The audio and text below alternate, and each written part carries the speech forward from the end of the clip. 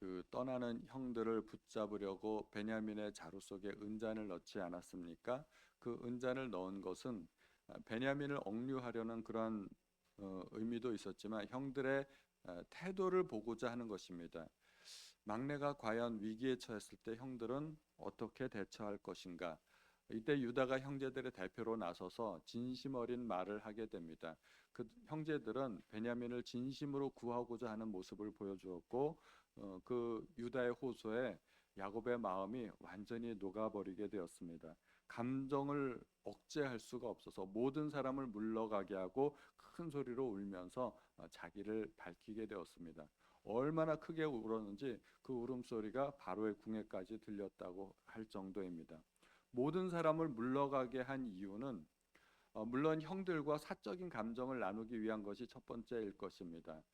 애굽 사람들이 주변에 있지 못하게 다른 신하들을 물리치고 오직 12형제만 그 자리에 남았던 것이죠.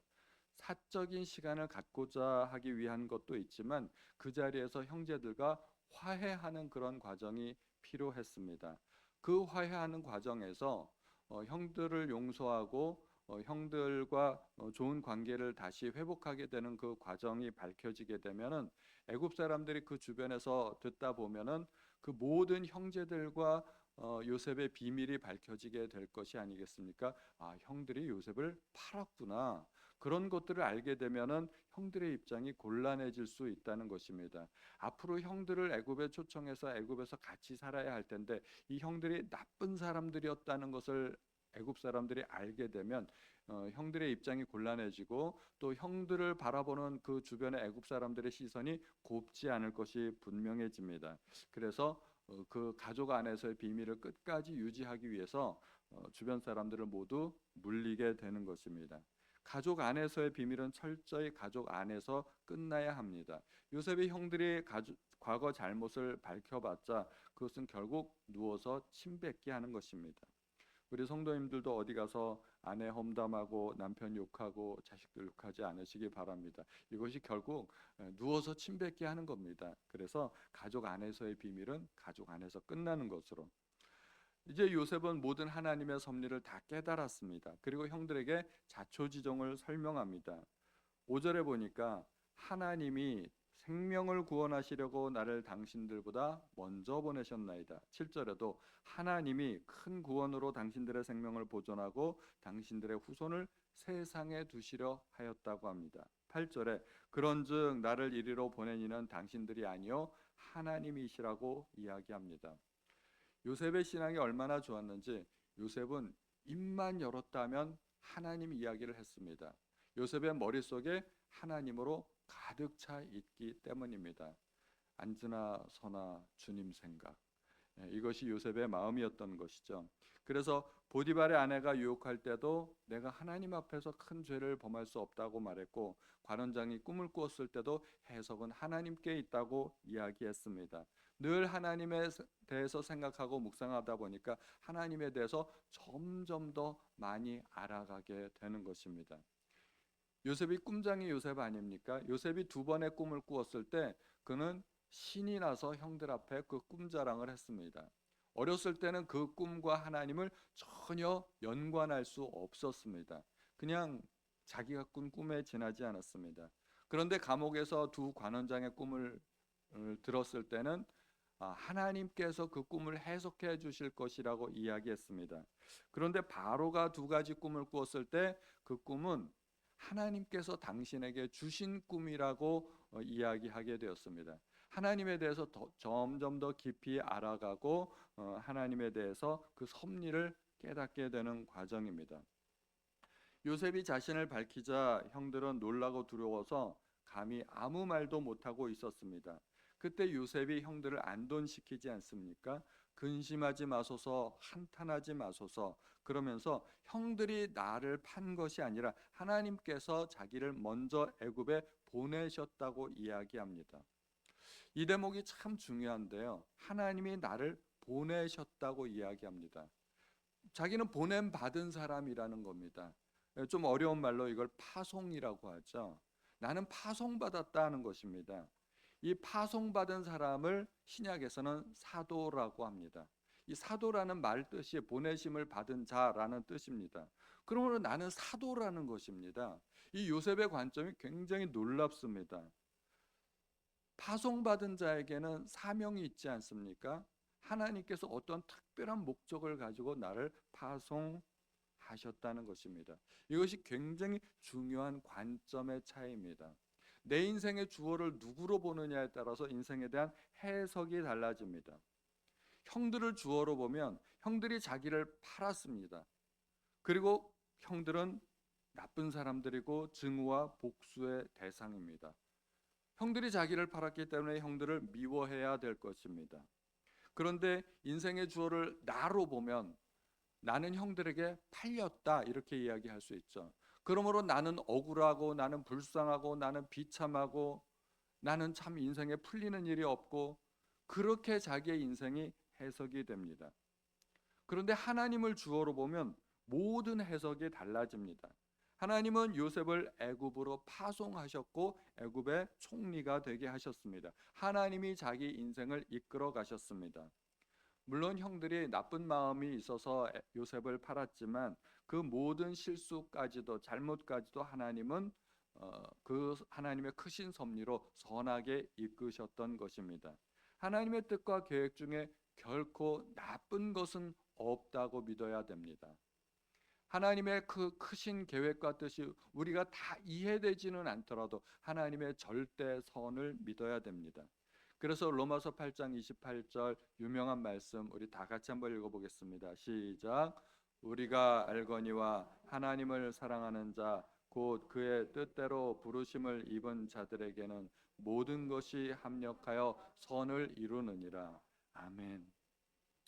우리가 이 땅을 살아가면서 고통과 고난, 환난도 있지만 너무너무 싫지만 심지어 그것까지도 하나님의 섭리 안에 있고 결국에는 그것이 하나님의 선을 이루기 위한 도구라는 것입니다.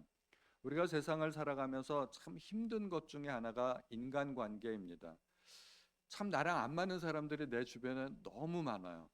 그렇지 않습니까? 사람 때문에 오는 고난이 쉽지 않습니다. 오히려 일은 쉬운 편이고 사람 때문에 오는 고난이 많은데 그러나 그러한 사람들까지도 나를 아프게 하고 고통스럽게 한 사람까지도 하나님께서 나를 다루기 위해서 사용하신 사람들이라고 생각하면 우리가 조금 더 이해할 수 있게 됩니다.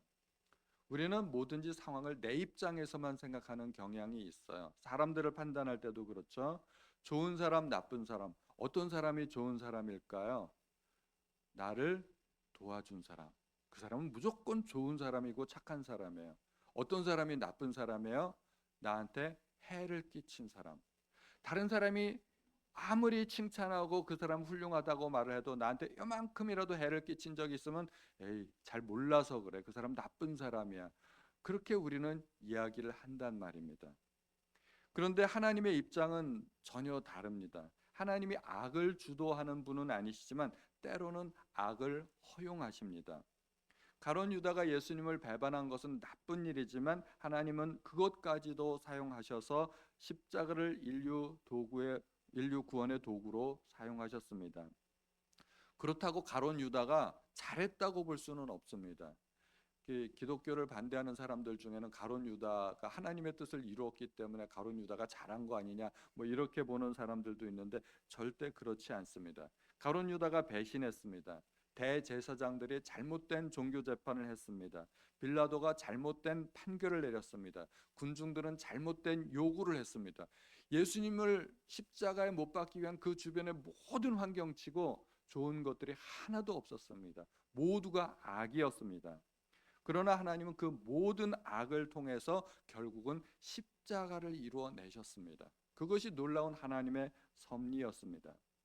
하나님은 큰 일을 이루기 위해서 어떻게든지 요셉을 먼저 애굽에 보내셔야 했습니다. 그 과정에 형들을 사용하셨죠. 믿음이란 내 입장이 아니라 하나님의 입장에서 생각하는 것입니다. 하나님이 그렇게 하셨다면 그것도 선한 일이다라고 볼 수 있는 것입니다. 그러므로 요셉은 자기를 애굽에 보낸 분이 누구이신지를 먼저 이해했고 그래서 형들과 화해할 수 있었던 것입니다. 우리는 하나님의 계획을 깊이 있게 생각해 볼 수 있어야 됩니다. 하나님께서 요셉을 먼저 애굽에 보낸 것은 요셉을 연단하기 위한 것도 있지만 요셉을 통하여 생명을 구원하고 가족을 구원하는 것이었습니다. 그 과정에서 하나님은 요셉을 애굽의 총리로 세우시게 됩니다. 이것이 요셉이 꾸었던 꿈의 비밀이죠. 요셉이 애굽에서 총리가 되고 모든 권세와 지위를 누리게 되었지만 그것은 결단코 요셉을 위한 것은 아니었습니다. 물론 요셉의 고난을 갚아주기 위한 것도 있지만 하나님의 더 크신 뜻은 가족을 구원하고 세상을 구원하기 위한 큰 그림이 있었던 것입니다. 바로 그것이 요셉의 사명이었습니다.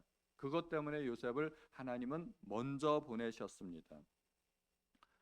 믿음은 하나님께서 나에게 주신 권세와 능력을 올바로 사용할 수 있는 것입니다. 왜 나에게 이런 달란트를 주셨는지 생각할 수 있는 것입니다.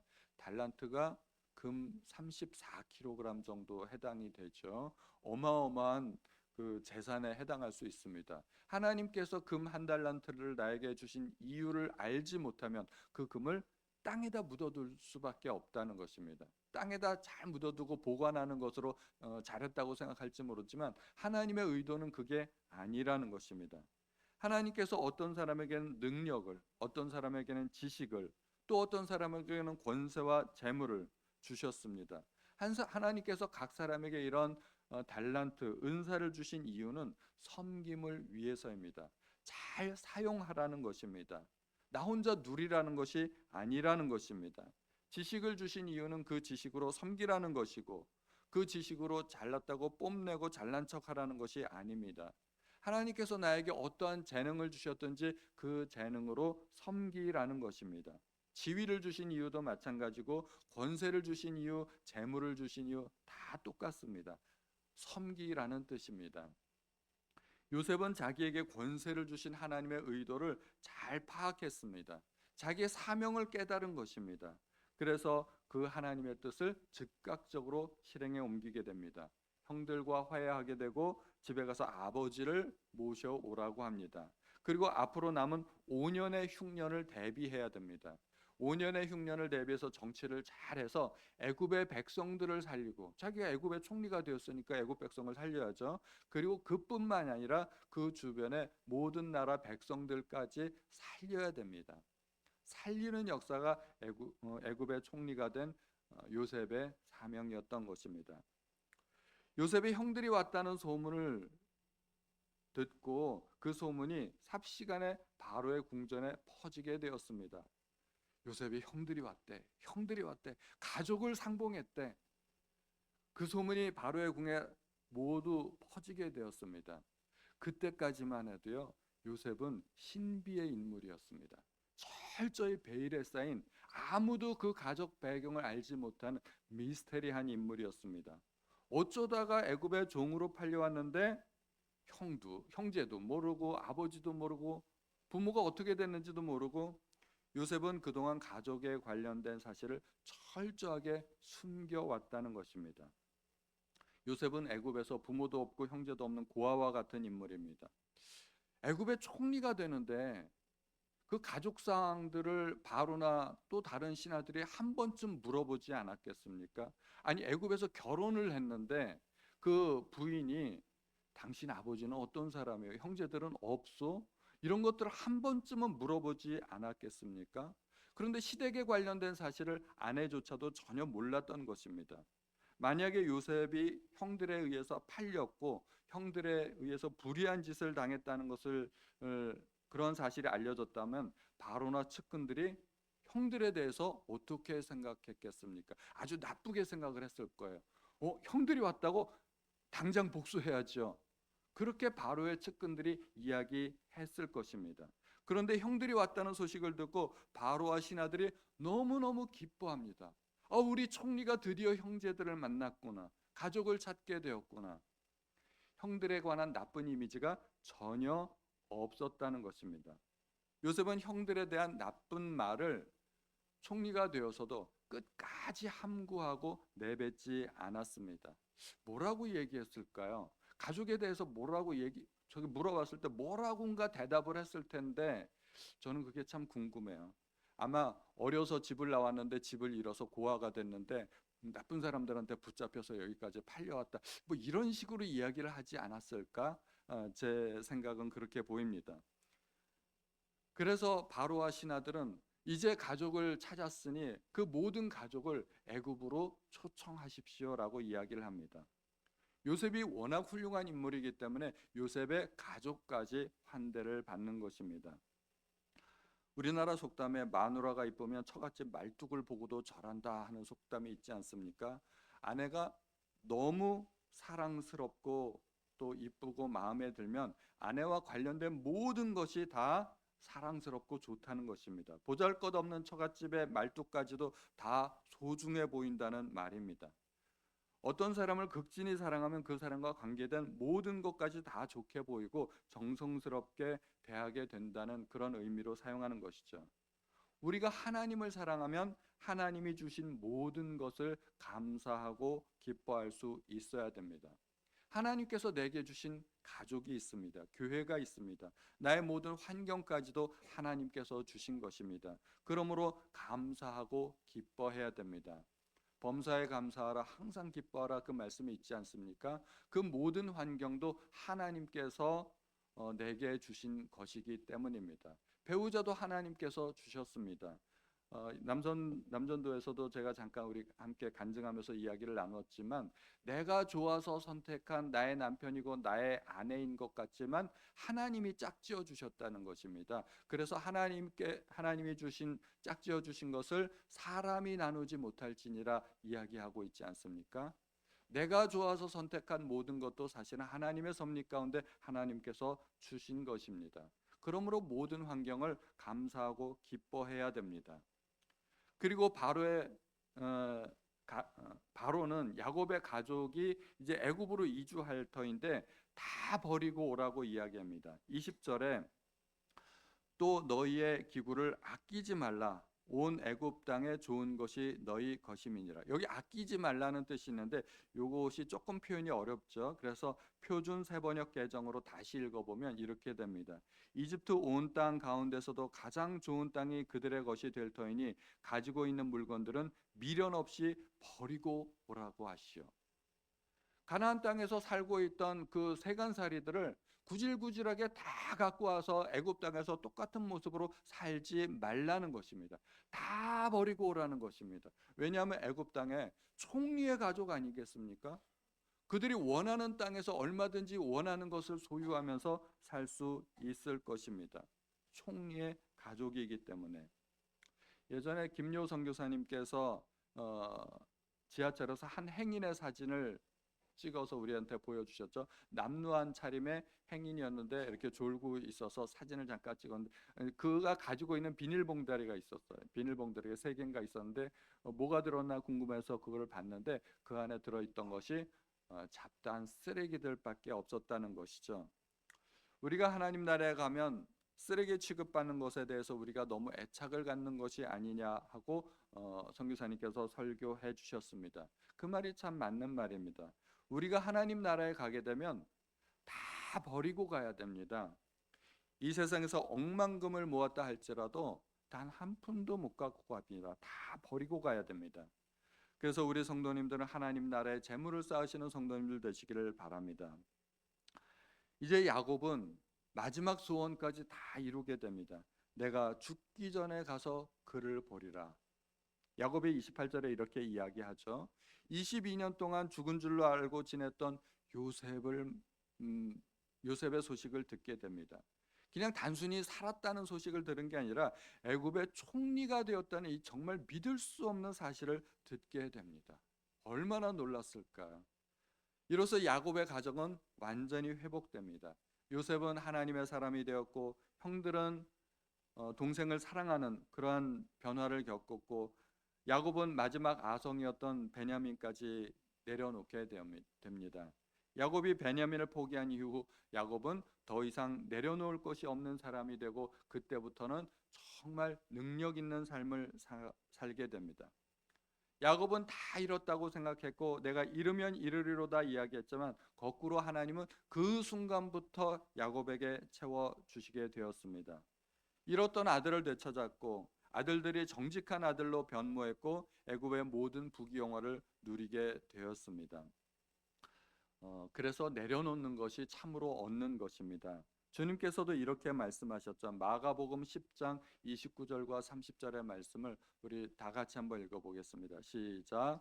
예수께서 이르시되 내가 진실로 너희에게 이르노니 나와 복음을 위하여 집이나 형제나 자매나 어머니나 아버지나 자식이나 전토를 벌인 자는 현세에 있어 집과 형제와 자매와 자식과 전토를 100배나 받되 박해를 겸하여 받고 내세 영생을 받지 못할 자가 없느니라.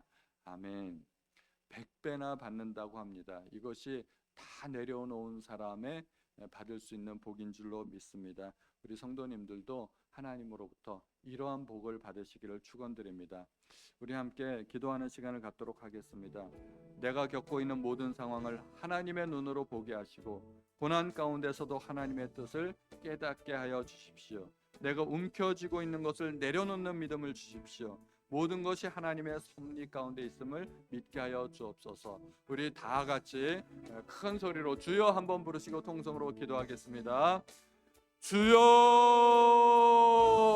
하나님, 오늘도 하나님께서 우리에게 귀한 말씀을 들려주시니 하나님 감사합니다. 하나님께서 요셉을 통하여 하나님 야곱의 모든 가정을 회복하여 주셨습니다. 아버지 감사합니다. 아버지 참으로 하나님 앞에 감사드립니다. 야곱이 베냐민을 내려놓는 순간, 야곱이 자기 생명보다 귀한 베냐민을 내려놓는 순간 하나님은 채워주셨습니다. 잃어버렸던 요셉을 만나게 하셨고 애굽의 모든 부귀영화를 누리게 하셨고 참으로 사랑스럽고 충성스러운 아들들을 누리게 되었습니다. 아버지 하나님을 회복하시는 하나님이다. 아버지 모든 것을 하나님 손에 내려놓게 하여 주옵소서. 내 인생의 주어가 내가 되지 않게 해주시고 내 인생의 주어가 다른 사람이 되지 않게 해주시고 하나님만이 내 인생의 주어가 되게 하여 주옵소서. 하나님만이 내 인생을 이끌어 가시는 분이라는 것을 우리로 하여금 깨닫게 해주시고 하나님 알게 하여 주옵소서. 오 하나님 감사합니다. 하나님 감사합니다. 하나님께서 내 인생을 깨닫게 하여 주옵소서. 하나님. 아버지 하나님 감사합니다. 오늘도 저희를 말씀을 통하여 깨닫게 하여 주시고 은혜 베풀어 주시니 하나님 앞에 감사드립니다. 하나님께서 요셉을 통하여 애굽의 야곱의 가정을 보내심으로 모든 것을 회복케 하여 주셨습니다. 하나님 감사합니다. 그러한 일들이 우리의 인생에도 일어나게 하여 주옵소서. 우리의 인생이 회복되게 하여 주시고 또 하나님의 눈으로 우리의 인생을 해석할 수 있도록 도와주십시오. 야곱이 모든 것을 내려놓았을 때 오히려 하나님은 야곱에게 모든 것을 회복하여 주셨습니다. 하나님, 우리도 하나님 앞에 내려놓는 사람이 되게 하여 주시고 하나님께서 채워주시는 복을 누릴 수 있도록 도와주옵소서. 지금은 우리 주 예수 그리스도의 은혜와 하나님 아버지의 크신 사랑과 성령님의 감화, 감동, 교통하심이 하나님의 회복하시는 복을 누리기를 소원하는 우리 모든 성도님들과 자녀들과 가정 위에 지금부터 영원토록 함께 하시기를 예수님의 이름으로 축원드리옵나이다. 아멘. 이제 개인적으로 하나님 앞에 기도하고 돌아가시는 시간 갖겠습니다.